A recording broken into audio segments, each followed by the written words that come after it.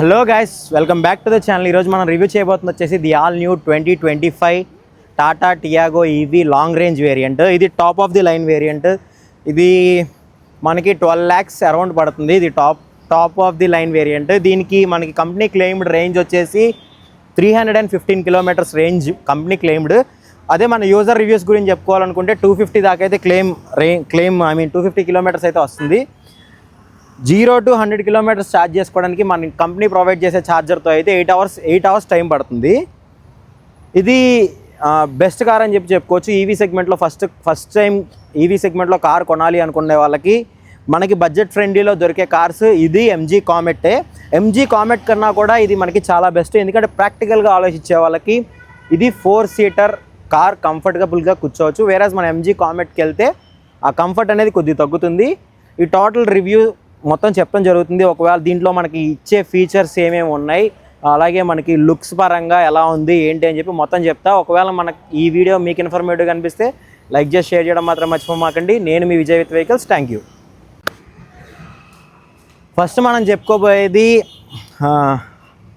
దీనికి మనకి front battery అనేది అదే మోటార్ అనేది ప్రొవైడ్ చేయడం జరుగుతుంది. దీంట్లో మనకి 110 Nm టార్క్, అలాగే మనకి 60 bhp రావడం జరుగుతుంది. దీంట్లో మనకి ఇన్బిల్ట్ 25 kWh బ్యాటరీ ప్రొవైడ్ చేశారు. నెక్స్ట్ మనం ఈ ఫ్రంట్ ప్రొఫైల్ గురించి చెప్పుకోవాలనుకుంటే ఈ ఫ్రంట్ బ్లాక్ డౌట్ ఫ్రేమ్ అయితే బాగుంది చూడడానికి. టియాగో బ్యాడ్జింగ్ అనేది ఈ 2025లో లోగో అనేది చాలా పెద్ద చేశారు. ఈ పెద్ద లోగో ఇంటిగ్రేటెడ్ లోగో లాగా బాగుంది చూడడానికి. నెక్స్ట్ మనం ఈ గ్రిల్ కూడా చూసుకోవచ్చు, వెంటిలేషన్కి చాలా బాగుంది. నెక్స్ట్ ఈ హెడ్లైట్ యూనిట్స్ గురించి చెప్పుకోవాలనుకుంటే ఇది ఎల్ఈడి హెడ్లైట్తో రావడం జరుగుతుంది. కానీ దీంట్లో ఎటువంటి డిఆర్ఎల్ అనేది ప్రొవైడ్ చేయలేదు. డిఆర్ఎల్ మాత్రం కింద ప్రొవైడ్ చేశారు. దీంట్లో మనకి టాప్ ఎండ్ తీసుకున్నా సరే దీంట్లో మనకి ఫాగ్ ల్యాంప్స్ అనేవి మిస్ అవుతున్నాయి. ఇదొక మేజర్ మైనస్. నెక్స్ట్ మనం చెప్పుకోవాలి అనుకుంటే సైడ్ ప్రొఫైల్ గురించి. దీంట్లో మనకి సైడ్ ఇండికేటర్స్ అనేవి ఆటో ఫోల్డ్ ఫీచర్తో రావడం జరుగుతుంది.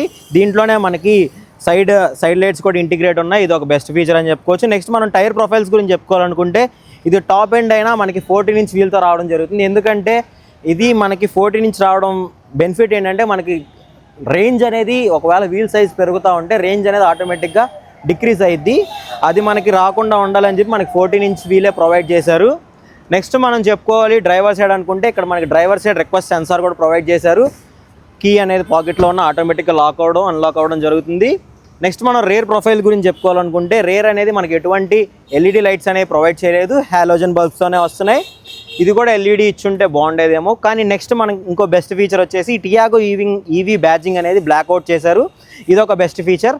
అలాగే దీంట్లో మనకి టాప్ ఎండ్ తీసుకుంటున్నాం కాబట్టి మనకి వైపర్, వాషర్, అలాగే డీఫాగర్ కూడా రావడం జరుగుతుంది. అలాగే రేర్ మౌంటెడ్ డేంజర్ లైట్ కూడా రావడం జరుగుతుంది. నెక్స్ట్ మనం చూసుకోవచ్చు రివర్స్ కెమెరా అనేది ఇక్కడ ప్లేస్ చేశారు. అలాగే ఇది మనం టాప్ ఎండ్ తీసుకున్న ఇది చిన్న కార్ కాబట్టి మనకి ఓన్లీ టూ పార్కింగ్ సెన్సార్సే రావడం జరుగుతుంది. నెక్స్ట్ మనం నెంబర్ ప్లేట్ ఇక్కడ ఇచ్చారు. ఇది టాప్ ఎండ్ కాబట్టి ఇది డ్యూయల్ టోన్లో కాకుండా రూఫ్ బ్లాక్ ఫినిష్లో, అలాగే కింద బాడీ కలర్లో డిఫరెంట్ లుక్ అనేది ఎన్హాన్స్ చేస్తుంది. చిన్న కారు చాలా బాగుండేది ఇలా లుక్స్లో. అంటే ఇప్పుడు మనం డ్యూయల్ టోన్ చేసే కన్నా రూఫ్ బ్లాక్, ఇది బ్లాక్, అంటే ఇక్కడ థింగ్స్ అన్ని కొన్ని బ్లాక్ చేయడం వల్ల లుక్ అనేది కొద్దిగా డిఫరెంట్గా చూడడానికి అయితే చాలా బాగుంది. నెక్స్ట్ మనకి ఛార్జింగ్ సాకెట్ అనేది ఇక్కడ ప్రొవైడ్ చేశారు. ఇది చూసుకోవచ్చు, ఛార్జింగ్ సాకెట్ ఇక్కడ ప్రొవైడ్ చేశారు. నెక్స్ట్ మనం రేర్ సీట్ కంఫర్ట్ గురించి చెప్పుకోవాలి అనుకుంటే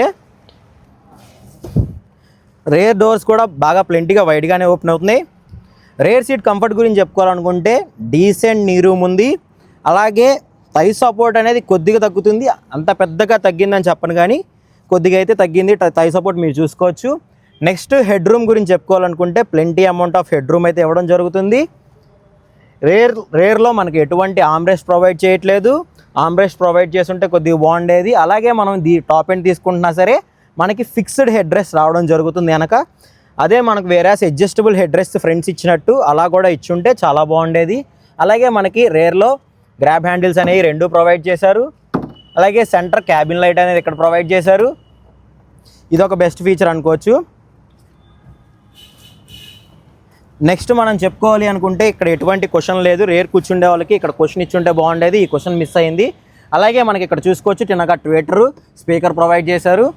ఇది మనకి టాప్ ఎండ్లో మనకి హార్మన్ కార్డన్ స్పీకర్తో రావడం జరుగుతుంది. ఇది ఒక బెస్ట్ ఫీచర్. అలాగే మనం ఇక్కడ డోర్ అన్లాక్ చేసుకోవడానికి ఈ స్టీల్ గార్నిష్తో చూడడానికి చాలా బాగుంది. నెక్స్ట్ మనం డ్రైవింగ్ సీట్ కంఫర్ట్ గురించి చెప్పుకోవాలనుకుంటే సీట్ కంఫర్ట్ అయితే సిటీ డ్రైవ్స్కి అయితే బాగానే ఉంటుంది. వేరే మనం హైవే మీద వెళ్ళాలి అనుకుంటే కొద్దిగా ఆలోచించాల్సిన విషయమే. ఫ్రంట్ కూర్చునే వాళ్ళకి అయితే కంఫర్ట్ పరంగా ఏ డోకా ఉండదు. అదే రేర్ కూర్చునే వాళ్ళకైతే కొద్దిగా కంఫర్ట్ అయితే అంత ఉండదు. నెక్స్ట్ మనం రైట్ సైడ్ చెప్పుకోవాలనుకుంటే రైట్ సైడ్ అన్ని పవర్ విండో కంట్రోల్స్ ఇవ్వడం జరిగింది. అలాగే ఈ ప్లేస్లో మనకి ఆటోమేటిక్ IRVMs కంట్రోల్ చేసుకోవడానికి ఇక్కడ ప్లేస్ ఇచ్చారు. నెక్స్ట్ మనం డోర్ ఓపెన్ చేసుకోవడానికి 4 సైడ్స్ కూడా మనకి ఇలాగే క్రోమ్ గార్నిష్ ప్రొవైడ్ చేశారు. ఇది ఒక బెస్ట్ ఫీచర్. నెక్స్ట్ మీరు చూసుకోవచ్చు ఏసీ వెంట్స్ చుట్టూ కూడా ఈ క్రోమ్ గార్నిష్ అనేది మంచి లుక్ని ఎన్హాన్స్ చేస్తుంది. ఇది ఒక బెస్ట్ ఫీచర్ అనుకోవచ్చు. అలాగే మనకి ఇక్కడ ఇంజన్ స్టాప్ బటన్ ఇక్కడ ఇచ్చాడు.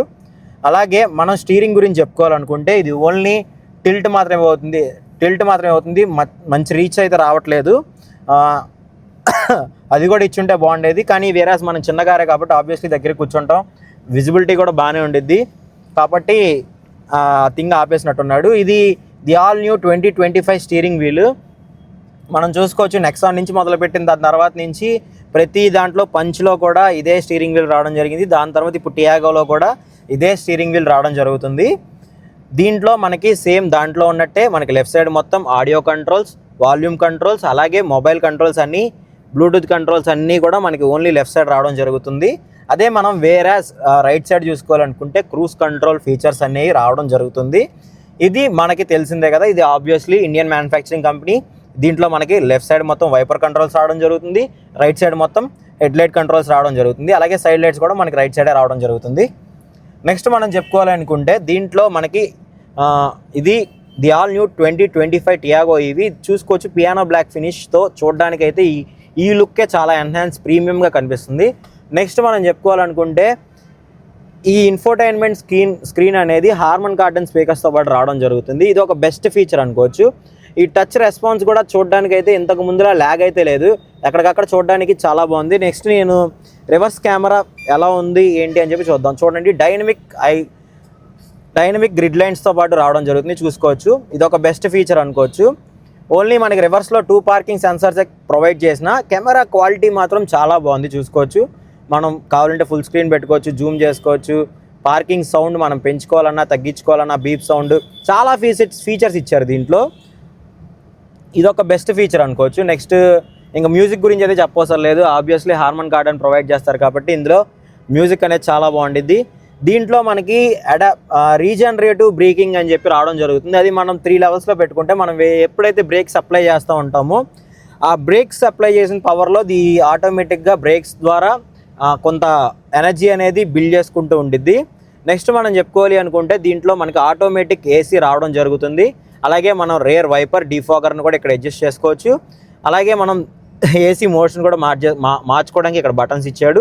ఎటువంటి వైర్లెస్ ఛార్జింగ్ డెక్ అయితే రాలేదు, ఇది ఒక నెగిటివ్ అనుకోవచ్చు. అలాగే మనకి Type-C ఛార్జింగ్ పోర్టు, అలాగే నార్మల్ Type-A పోర్టు, అలాగే మనకి ఛార్జింగ్ సిగరెట్ లైటర్ కూడా ఇక్కడ ప్రొవైడ్ చేశారు.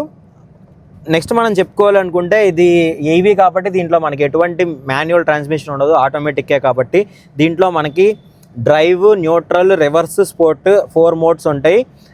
ఈ నాబ్ అనేది చూసుకోవచ్చు మంచి ప్రీమియంగా అనిపించింది, ఎందుకంటే ఇది designed from land rover cars అనిపిస్తుంది చూడడానికి, చాలా బాగుంటుంది. డైల్ నాకు పర్సనల్ ఫేవరెట్ ఇది అయితే.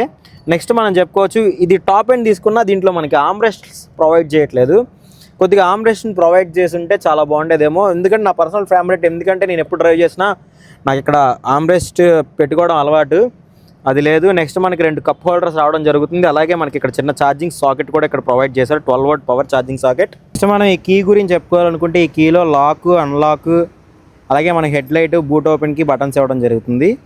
ఇది స్టాండర్డ్ టాటా అన్ని వెహికల్స్కి ఇదే కీ రావడం జరుగుతుంది. ఇది మనకి నెక్సాన్లో ఇదే కీ రావడం జరుగుతుంది, పంచ్లో ఇదే కీ రావడం జరుగుతుంది, అలాగే మనకి కర్వ్లో కూడా ఇదే కీ రావడం జరుగుతుంది. టాప్ ఎండ్ కాబట్టి మనకి బెస్ట్ ఫీచర్ అనుకోవచ్చు. ఇందులోనే మనకి మౌంట్ అయ్యి ఈ లాక్ కూడా రావడం జరుగుతుంది. ఒకవేళ మనకి సెంట్రల్ రాకపోతే ఇది కూడా తీసుకోవచ్చు, ఇది ఒక బెస్ట్ ఫీచర్. నెక్స్ట్ మనం ఈ కార్ గురించి చెప్పాలి అనుకుంటే ఎవరైతే ఈవీ కార్ కొందాము అనుకుంటున్నారో, అంటే segment budget strictly 10 lakhs 11 lakhs అనుకున్న వాళ్ళు దీంట్లో లాంగ్ రేంజ్ వేరియంటే తీసుకోండి, నార్మల్ వేరియంట్ అయితే తీసుకోమాకండి. నార్మల్ వేరియంట్ తీసుకుంటే మనకి ఇంత రేంజ్ అయితే రాదు. ఈ రేంజ్ ఇదే తక్కువ రేంజ్, కానీ మనం వేరే ఇక్కడ నుంచి ఇది విజయవాడ, ఒకవేళ వైజాగ్ వెళ్ళాలి అనుకుంటే దీంట్లో మనకి 230 కిలోమీటర్స్ 250 కిలోమీటర్స్ దాకా యూజర్ రివ్యూ వచ్చింది, యూజర్ మైలేజ్ వచ్చింది. కాబట్టి మనం రాజమండ్రి దాకా వెళ్ళి రాజమండ్రిలో ఛార్జింగ్ పెట్టుకున్న ఆరామ్సే వైజాగ్ దాకా వెళ్ళిపోవచ్చు. అంటే ఫస్ట్ టైం ఈవీ బయర్స్ కొనాలి అనుకునే వాళ్ళకి ఇదైతే బెస్ట్ ఫీచర్. ఎందుకంటే 0 to 100 ఛార్జ్ చేయడానికి కేవలం 25 యూనిట్స్ ఖర్చు అయ్యిద్ది 100% ఛార్జ్ అవ్వడానికి. 25 యూనిట్స్ అంటే మీకు తెలిసిందే మీ ఇంట్లో ఎంత తక్కువ పడుతుందో. అదే మనం వేరేస్ బయట ఛార్జింగ్ పెట్టుకుంటే కొద్దిగా ఎక్కువ అవ్వచ్చు, కానీ వేరేస్ మనం పెట్రోల్ బళ్ళు డీజిల్ బళ్ళతో పోలిస్తే ఎక్కువ రేంజ్లో మనం సేవ్ చేసుకోవడానికి బెస్ట్ ఫీచర్ ఇది. బడ్జెట్లో తీసుకునే వాళ్ళకి లోకల్గా నేను 50-60 కిలోమీటర్స్ తిరుగుతా అనుకునే వాళ్ళకి యాక్టివా కన్నా మెయింటెనెన్స్ ఇది చాలా తక్కువగా ఉంటుంది. అదే యాక్టివా పెట్రోల్ ఖర్చు కన్నా ఇది చాలా తక్కువ అయింది. రోజు నేను డైలీ 50 కిలోమీటర్స్ 60 కిలోమీటర్స్ ట్రావెల్ చేస్తా ఆఫీస్కి అనే వాళ్ళకి ఇదైతే బెస్ట్ చాయిస్ అని చెప్పి నేను చెప్తా ఉంటా. ఇది నా డ్రైవ్ రివ్యూ గురించి, ఇది నా వాక్ అరౌండ్ రివ్యూ ఈ కార్ గురించి. ఒకవేళ మీకు కనుక ఈ వీడియో ఇన్ఫర్మేటివ్గా అనిపిస్తే లైక్ చేసి షేర్ చేయడం మాత్రం మర్చిపోమాకండి. నేను మీ విజయ్ విత్ వెహికల్స్.